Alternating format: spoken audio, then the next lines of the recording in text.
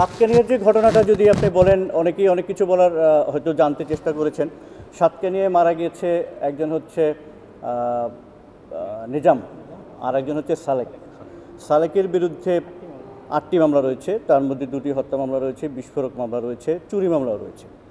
আর নিজামের বিরুদ্ধেও একটি মামলা রয়েছে। নিজাম সালেকের আমরা যদি গতিবিধি পর্যবেক্ষণ করি, বিগত 3 মাসে যে এলাকায় ওনারা মারা গিয়েছেন, বিগত 3 মাসে ওইখানে ওনারা 8বার গিয়েছেন, বিভিন্ন কাজে 8বার গিয়েছেন। ঘটনার দিন ওনারা 60টি সিএনজি যোগে গিয়েছিলেন, 60টি সিএনজি যোগে গিয়েছিলেন এবং ওইখানে যারা দোকানদার ছিল তাদের কাছে অস্ত্র প্রদর্শন করেছেন।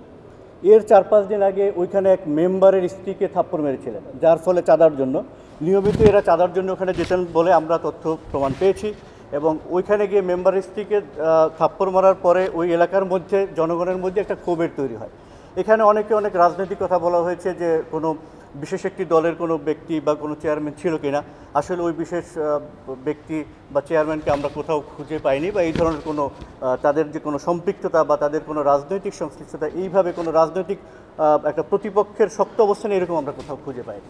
বরঞ্চ আমরা যে একটা নিষিদ্ধ ঘোষিত সংগঠন থেকে শুরু করে তাদের আশ্রয়দাতাদের আমরা অবিরত খুঁজে যাচ্ছি। তাদেরকে ধরা আমাদের দায়িত্ব এবং আমরা সেই লক্ষ্যে সর্বোচ্চ কাজ করে যাচ্ছি। সেখানে তাদের থাকার কোনো সুযোগ নেই। যেহেতু নিজাম ওখানে গিয়ে বিগত দিনে এই চাঁদার বিষয় ঘটে এবং যে ঘটনার দিন সে অস্ত্র ওপেন করেছিল, এবং অস্ত্রগুলো দেখা যায় যে আপনি যে অস্ত্রটা তার ওই খুন হওয়ার পরে যে বা হত্যা হওয়ার পরে যে অস্ত্রটা পেয়েছেন, এটা সিএমপির কোতোয়ালি থানার লুট হয়ে যাওয়া অস্ত্র।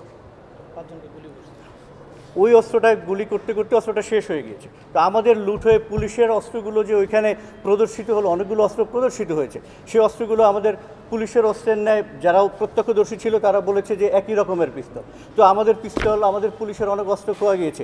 এই অস্ত্রগুলো কীভাবে কাদের কাছে গেল, বিষয়টি অনেক প্রশ্নের জন্ম দেয়। এগুলো আমাদের খুঁজতে হচ্ছে এবং এইগুলো নিয়ে আমরা কাজ করে যাচ্ছি। এই লক্ষ্যে হয়তো আমরা সুস্পষ্টভাবে অনেক কথা বলছি না। এর অর্থ প্রশাসনের কোনো অবস্থাতেই ভাবার সুযোগ নেই যে প্রশাসন নির্বিকার হয়ে গেছে। আমরা আমাদের মতো প্রকৃতি সত্য ঘটনা উদ্ঘাটন করার জন্য আমাদের যা কিছু দরকার সেটাই করবো, এতে একটু সময় নিচ্ছি। এটা হচ্ছে মূল লক্ষ্য। এই ঘটনায় অস্ত্র মামলা হয়েছে, একটি অস্ত্র মামলা হয়েছে। আর যারা 2টা গ্রুপ পেয়েছে, একটা গ্রামবাসী হয়তো গুলিবিদ্ধ যারা হয়েছে, তাদের পক্ষ থেকে কোনো মামলা হয়নি। আর যারা মারা গিয়েছে তাদের পক্ষ থেকেও কোনো মামলা হয়নি। আমরা শুধু অস্ত্র পেয়েছি, যেহেতু পুলিশের অস্ত্র, আমাদের অস্ত্র মামলা আমাদের করতেই হবে। আমরা আমাদের আইন অনুযায়ী, সিআরপিসি এবং পিআরবি অনুযায়ী আমরা আমাদের দায়িত্ব পালন করে যাচ্ছি।